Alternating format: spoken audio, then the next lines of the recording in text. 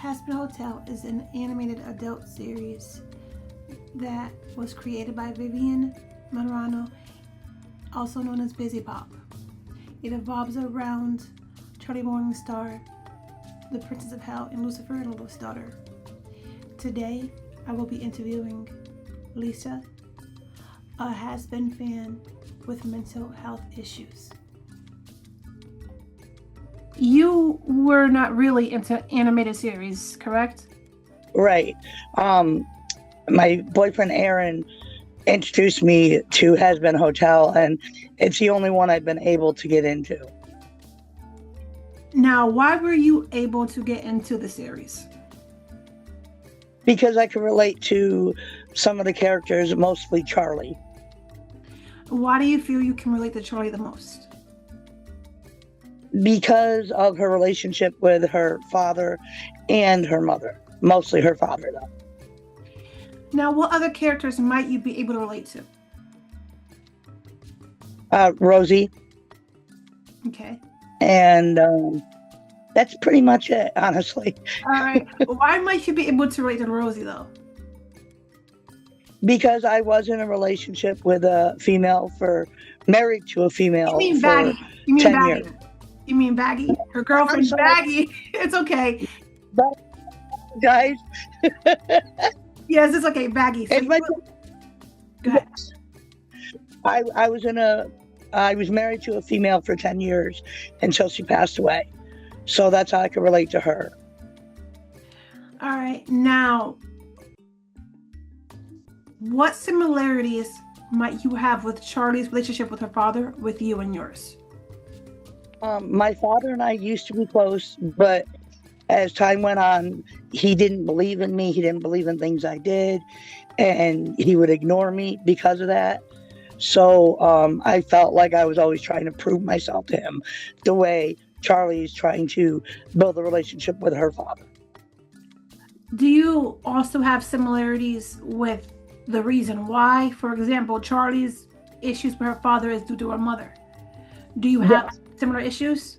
Yes. My mother and father got divorced when I was 14 years old, and my mother basically tried to it's either me or your father, and she always was looking out for herself the way Charlie's mom is. Now, with the way season 1 went, we all seen that the relationship became closer than probably her relationship with her mother has been in years. Yes. And we've also seen why the rift was that when Charlie was a little girl, Lilith took her away from Lucifer pretty much and left and stayed away from him and left him in his depression. Mm-hmm. Wouldn't allow Lucifer to see her. Correct. And that's the way it was after my parents got divorced. My mother had my sister and I didn't want anything to do with my dad. So we weren't even allowed to speak to him. Now, with season 1, do you think that the events of season 2 and Charlie's behavior might cause a small rift between her relationship with her father? Yes, because there's things that she's doing that Lucifer does not like and Lucifer does not care for. So that may cause a little bit of a rift. What were your thoughts on her attitude and behavior towards Vaggie and Lucifer when she found out that they talked about confronting Vox?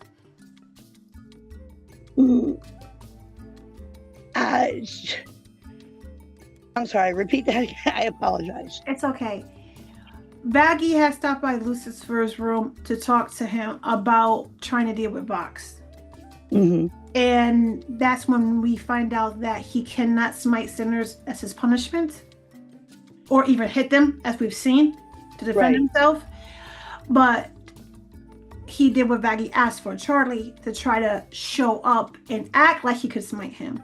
Now, we've seen Charlie get angry at both Lucifer and Vaggie for this. Do you think she was wrong? for the way she No. acted towards them.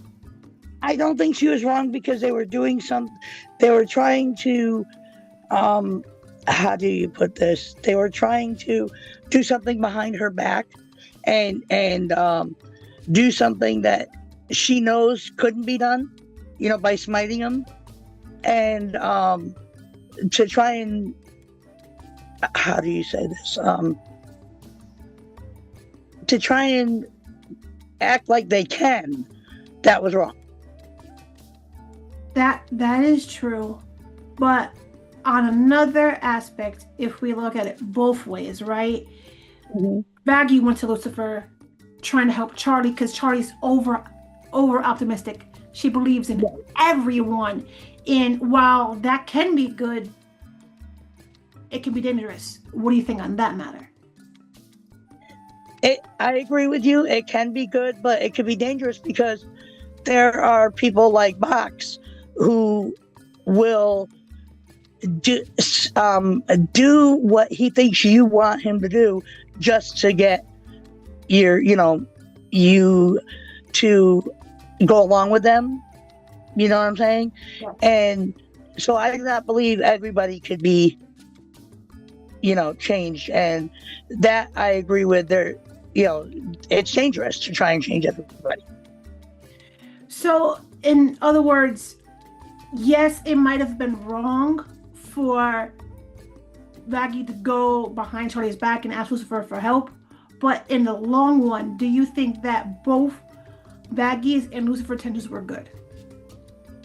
I believe so, yes. I believe they were looking out for Charlie, and Charlie just can't see that. Now, we did touch on Lilith a little bit, right? Mm-hmm. Now, she was seen at the end of season 1 just lounging on the beach. Mm-hmm. She was seen briefly, which appeared like almost Eden in season 2, ignoring her daughter's calls and messages, not even looking at them or hearing them.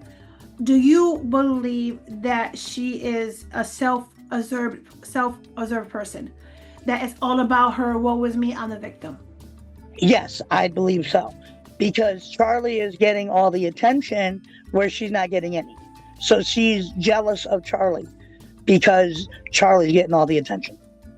That's why she's ignoring Charlie. Now, we've seen and heard the song Hell's Greatest Dad in season 1. Mm-hmm. The first show for the hotel against Alistair and Lucifer. Now, in season 2, does it seem that Alistair technically won the Hell's Greatest Dad with Charlie worrying about him more than her father at Vox's party? Yes, if you look at it that way, yes. But in my eyes, as a viewer, you could look at it through Charlie's eyes and see that she's saying Alistair. But in my eyes, she was trying to show her dad. She was, how do I say this? Her dad wanted more her attention, and her dad trying to help and do right by Charlie. Charlie should have seen that, but she was more worried about Alistair. Yeah, it seems that way because when she first shows up, it's like, "Where's my dad?" And then real quick, was Alistair? While you're here, forget your dad. 2 seconds later, you're just worried about Alistair, which is, I mean, do you think that could actually hurt the relationship a little bit? The father. Yeah. Yes, I believe so, because she's loving more on Alistair than she is her dad.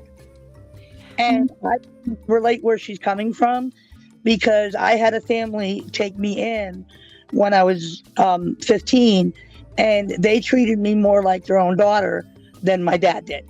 And my dad, to begin with, was jealous and wouldn't even speak to them. And like at my high school graduation, my dad refused to come because they were there. So yeah, the only difference I can see realistically between your actual real life problem and the characters in the show is, like some parents, Lucifer is fighting for his right to be in his daughter's life despite all the factors, all the negative things that are happening. You see that he's like some fathers who really do fight for their children to be in their lives. Now, with the ending events and cliffhanger of season 2, with Lilith calling Charlie finally after 7 years. Yeah. Do you think that might cause a rift between the father and daughter in season 3? I believe it will, because Lucifer sees how her mom has been towards her in the last 7 years, and not answering her calls, not returning her texts, and all of a sudden she wants to be in her life. That's because Charlie is doing better for herself, and her mom wants to piggyback off of her success, if you know what I mean. Yes. Now, So- my other question to that is, knowing how Lucifer was cut out of Charlie's life as a child due to her mother, do you think that other fathers who suffer from the same real life situation could honestly relate to Lucifer? Oh, yes. Yes. Because when my parents divorced, we lived with my mom, and she would not allow us to have anything to do with my dad, even though he attempted to. And that hurt, my relationship with my mom, but it grew the relationship with my dad. Do you also think that this is the big reason for Charlie's daddy issues? I would say so. In my opinion, yes, because her mom, from the way I understand it, didn't want Lucifer to have anything to do with Charlie when she was younger.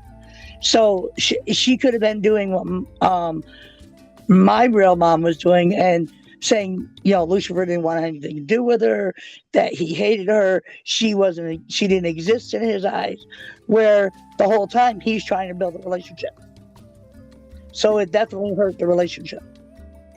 Now, seeing these characters having real life problems, mental health illnesses, and sexual orientations, and sexual preferences, do you think people with the similar issues, similar mental issues, and similar sexual preferences could relate to this show and get something out of it? Absolutely, because there's a lot of things resolved throughout the series, and the depressions and the sexual orientation. There's and they go through similar problems that real life people go through as well, and they see them struggling, and they see them trying to come to terms with things. And people with mental illness need to know they can make it through it, need to know that there's better times on the other side of your door, for lack of a better way. Now, since you were once married to a woman, since you were bisexual, do you believe that the character of Angel Dust that is gay, Mm-hmm. you believe that a gay man could get a lot of understanding and relate to him, especially in the era that he was in? Angel Dust was in the 1950s and in an Italian mafia and in New York. Do you think that an actual person who's really gay, older, not the newer generation, the older generation, could honestly relate to Angel Dust and get something out of Anthony's story? Yes, seeing that Anthony eventually comes into his own, you know what I mean? My brother, for instance, was gay, and he hid it from everybody. Where he saw, if he were alive, God rest his soul, he would have seen that, you could live out there being gay. You didn't have to hide it. You could flaunt it, if you will. So yeah, if your brother was alive today, do you think he would have been able to get something out of Angel Dust's story? Absolutely. Absolutely. He wouldn't have to be in the closet. You know what I mean? He would have been able to come out to a lot more people. The only ones who knew were my sister and myself. Not even my parents knew. Now, my question to you is this. Angel Dust is considered gay. But yet he will sleep with a woman for money. What is your take on that? Your personal take. Since he is considered gay, majority of gay men will not sleep with women. I know back in the 50s and way before, they did married women just in order to hide it. Now, since that was then, this is now era, and how it's technically based on this now generation, with the cell phones technology. Right. Do you think that Angel Dust is 100% gay, mostly gay, or whereas he is gay, but if a particular woman strikes him, he must sleep with her? I believe that if a woman came up to him that he really liked, really was into, he would sleep with her. But most of the time, he will sleep with men.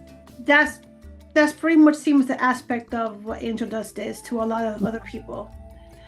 And there's some gay people like that too. And as gay men like that, there are some who are like that, but they prefer men more than anything. But there's once in a while there'll be a woman that they're attracted to, and they're like, you know what? Okay, that is an aspect. Well, now, I had a gentleman friend who was gay, and he would date women just so people didn't know he was gay. Yeah.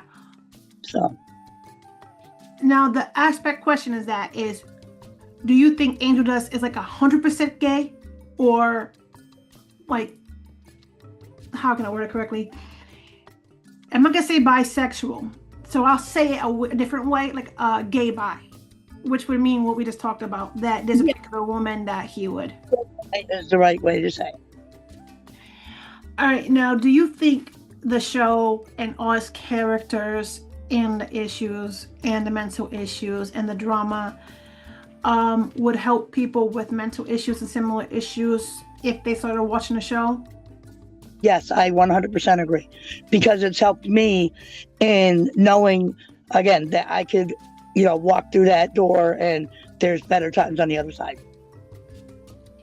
Now, for the people who haven't seen the show with similar issues, what would you say to them on why they should watch the show and what they might get out of it? I would tell them that they should watch the show because it helped me personally with a lot of my mental issues and how to deal with them, and they may be able to get the same. All right, Lisa, thank you for your time today. You're welcome. Lisa gave her impact on how the show had an impact on her and how it helps with her mental health issues. Now it's for you, my dear viewers, to decide if this show is for you and if it can help you. The choice is yours.